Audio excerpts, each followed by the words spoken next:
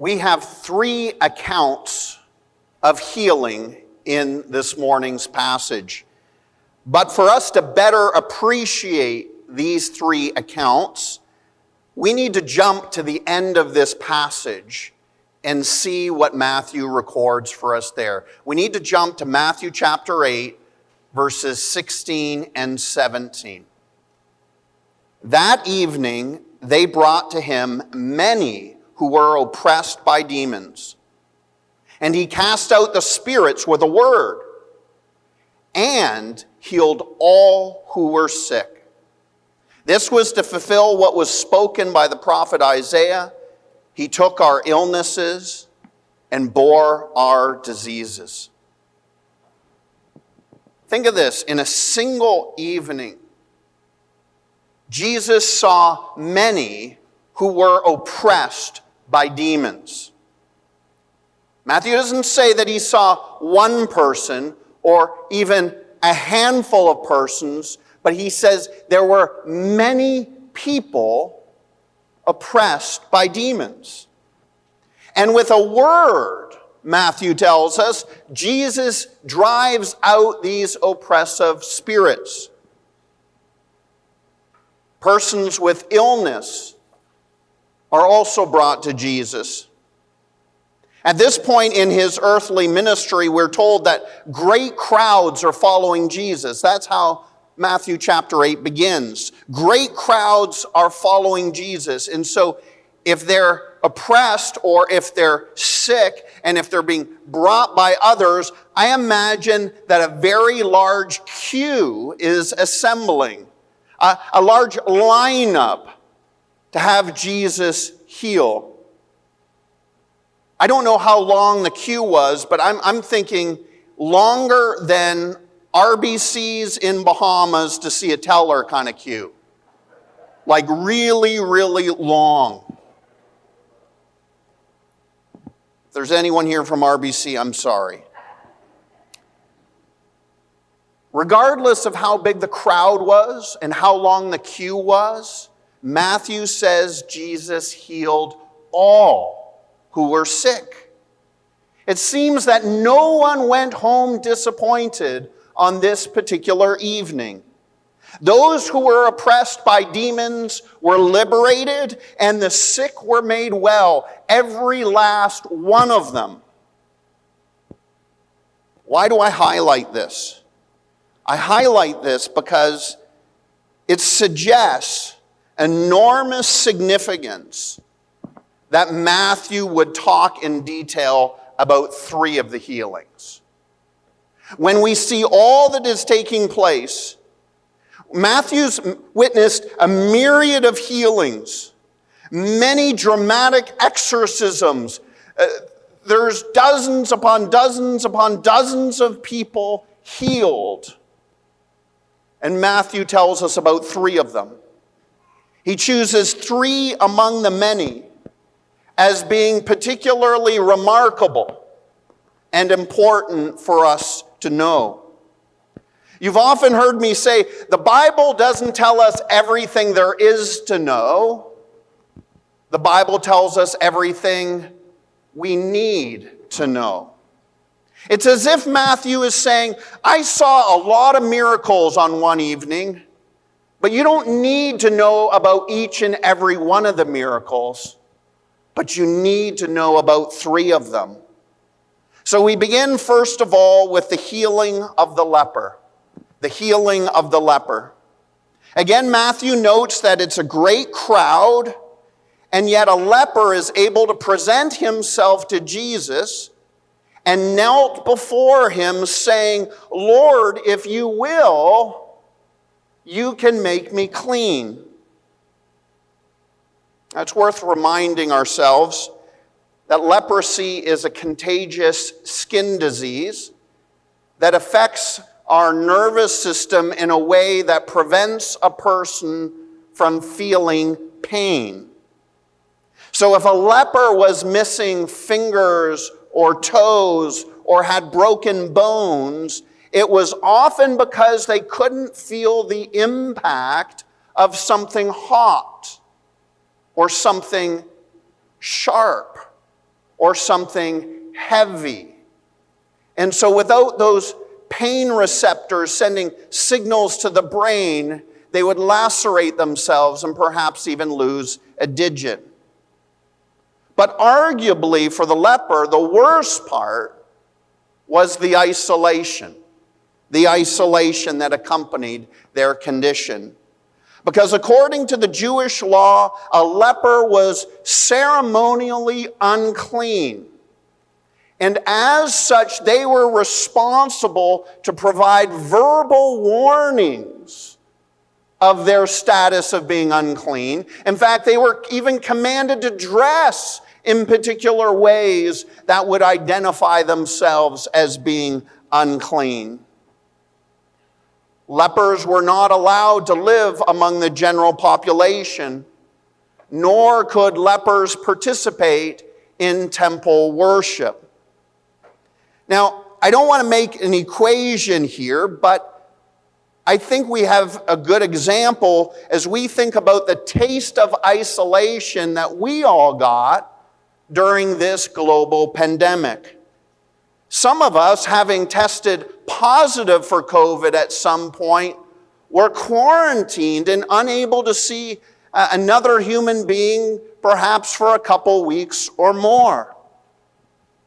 Well, as we consider the challenges of a 2-week quarantine or the challenges of several months of isolation, how much worse was the isolation for the leper who was isolated for a lifetime? Then I'm thinking, well, how did the leper make it through such a large crowd? He's ceremonially unclean.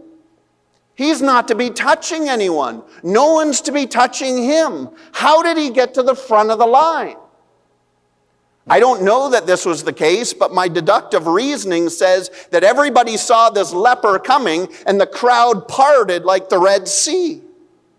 Because nobody wanted to touch this man. Because if you touch someone who is unclean, you become unclean. So the leper makes his way to the front of the line. He kneels before Jesus, and his words demonstrate faith in Jesus. The leper doesn't say, "Lord, if you are able, could you make me clean?" He says, "Lord, if you will, you can make me clean." It's as if the leper saying, "Jesus, I know you have the power to heal me. I know you have the capacity to make me whole again and clean again, but will you?" And what follows would have shocked everyone present that day. Verse 3 says that in response to the leper's words, Jesus reached out and touched him. Jesus touched a leper. And the significance of Jesus touching a ceremonially unclean individual cannot be understated. We don't know how long this man was a leper. We don't know if it was a couple years or a decade, but we can be confident that as long as this man was a leper, he would have no human contact. No one would touch him. And again, COVID-19 gives us a glimpse into what this would have been like. For the better part of 2 years, we've refrained from hugging one another. For the better part of 2 years, we haven't even been able to shake hands. We felt shy about even resting our hand on a person's arm or a person's shoulder because of COVID conditions. Now imagine that being the way of life for all your days, forever. How long had it been since this leper last experienced human contact? Picture what it would have been like for the leper to see and to have Jesus reach out his hand and touch him. The first person to touch him in a very long time. And then to hear Jesus say to him, I am willing, be clean. I am willing, be clean. I want to go on a little side trail for a moment because this is a picture of the Christian gospel. It's a picture of the Christian gospel because spiritually speaking, we all begin our life like lepers. We are outcasts. We live outside the camp of God's favor, as it were, because of our sin. We are unclean before a God who is holy, holy, holy. We're not to come into the presence of a holy God. But by faith, we approach Jesus, and he touches us, and he makes us clean. The healing of the leper is a picture of the Christian gospel. I want to move to the second healing, which is when Jesus is approached by a centurion. And this encounter has its own set of shocking elements to it as well. A centurion, of course, is not only a Gentile, but is among the worst kind of Gentiles. A centurion is a member of the Roman military, a military that has been oppressing the people of God. And yet this centurion approaches Jesus, appealing to him, saying, Lord, my servant is lying paralyzed at home and is suffering terribly. I need us to better appreciate the cultural boundaries that are being crossed in this account. The best example I could think of is, could you imagine a Russian military leader, let's say a Russian general, seeking out a Ukrainian priest and asking for assistance? Because it's that kind of cultural friction that we're talking about here. Notwithstanding the cultural friction between a Gentile soldier and a Jewish rabbi, what does Jesus say in response? Verse 7, I will come and heal him. No investigating questions, no probing questions. Jesus takes the request as is and says, I will come and heal him. No hesitation. And again, we need to understand that in the first century, Jewish men did not go into the homes of Gentiles. That would make you once again unclean. Evidently, this is not a barrier for Jesus. He says, I will come and heal him. Jesus is willing to go into the house of a Gentile for the purpose of healing a Gentile's slave. There's no equivocation on Jesus' part. He doesn't say, well, I don't want to make any promises. Let me go with you and see what the situation is, and we'll see what I can do. I'll work with you on this. No. Jesus is both willing and certain about the outcome. He doesn't say, I will come and see what I can do. He says, I will come and I will heal him. Given Jesus' response, given all of the elements I've just described, the reply of the centurion is rather surprising. He says, Lord, I'm not worthy to have you come under my roof, but only say the word, and my servant will be healed. For I too am a man under authority with soldiers under me. I say to one, go, and he goes, and to another, come, and he comes, and to my servant, do this, and he does it. The centurion, like the leper before him, has genuine faith in the capacity of Jesus to heal. Only say the word, and my servant will be healed. The remarkable faith of the centurion receives the highest commendation from Jesus. When Jesus heard this, he marveled. Imagine demonstrating your faith in a way that causes the Son of God to marvel at you and to marvel at your words. But he marvels and said to those who followed him, "Truly I say to you, with no one in Israel have I found such faith." And then he turns to the centurion and says, "Go, let it be done for you as you have believed." And the servant was healed at that very moment. Picture of faith in the leper and a picture of faith in the centurion. The third healing doesn't quite fit in the same way.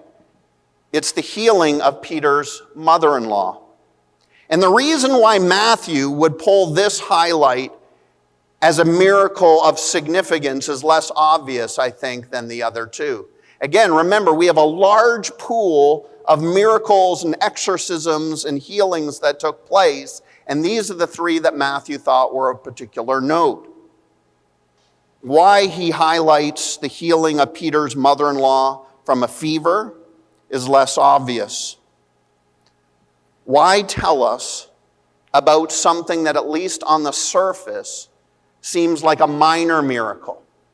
When we consider the healing of the leper, when we consider that he healed the centurion's servant from a distance with a word, this seems like a rather minor miracle. So why is this miracle included? Does this account exist to remind the Roman Catholics that their first Pope, Peter, was married? I doubt very much that Matthew is thinking about Peter's marital status. I don't think that's it at all. Matthew says that once Jesus healed Peter's mother-in-law, she rose to serve them. Surely Jesus didn't heal them simply to facilitate dinner service that night. Why this miracle? Why does Matthew include the healing of Peter's mother-in-law?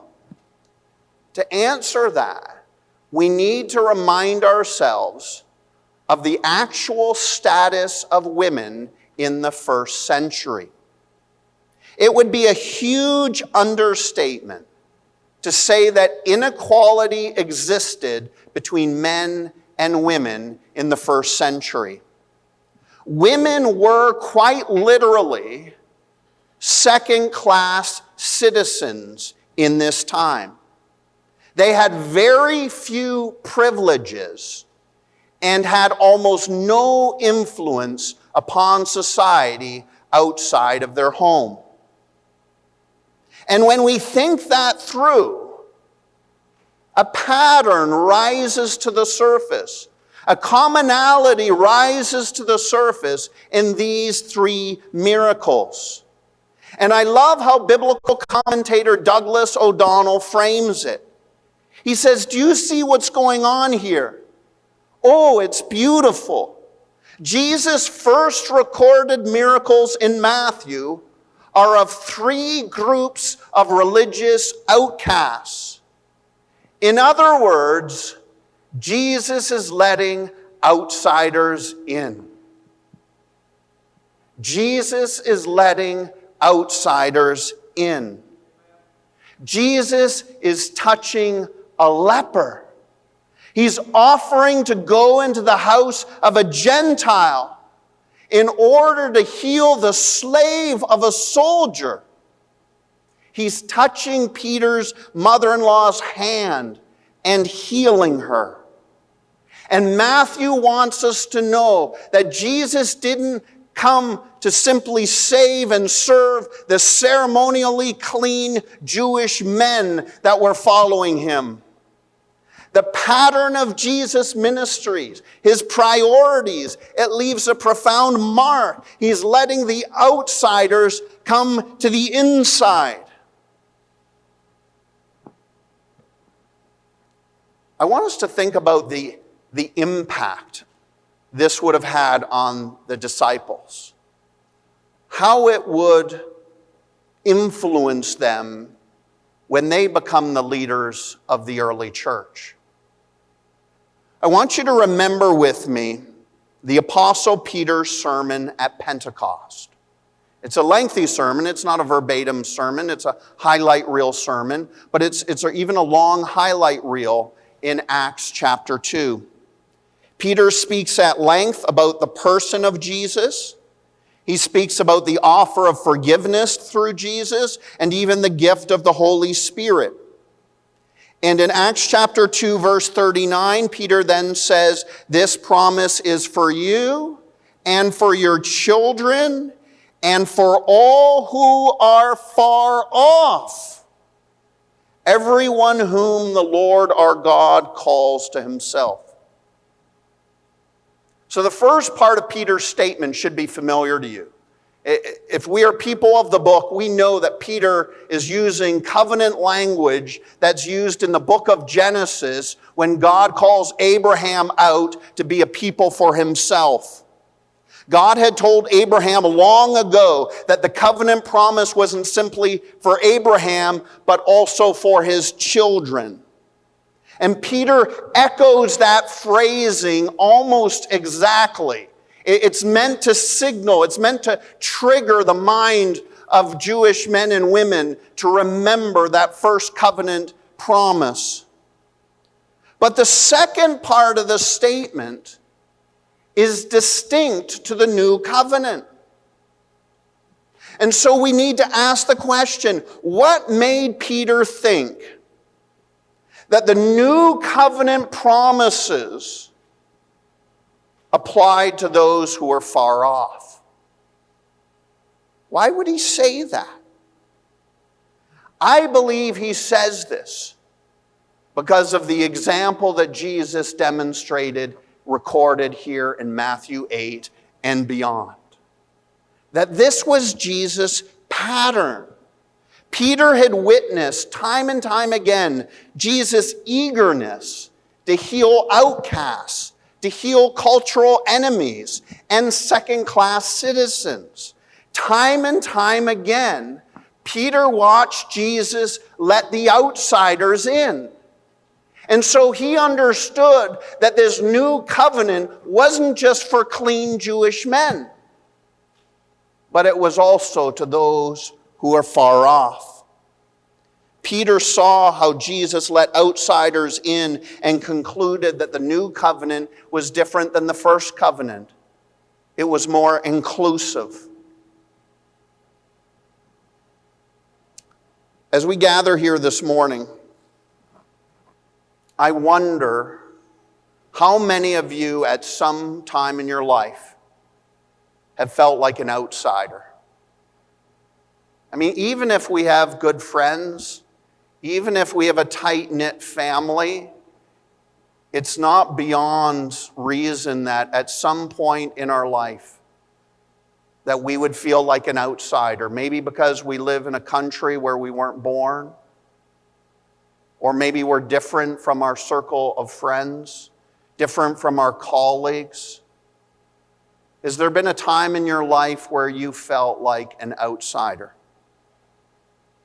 I wonder how many of you know what it's like to feel like a second-class citizen, to feel less than. In a crowd of people, you sense very clearly that there are boundaries between what we might say are the haves and the have-nots.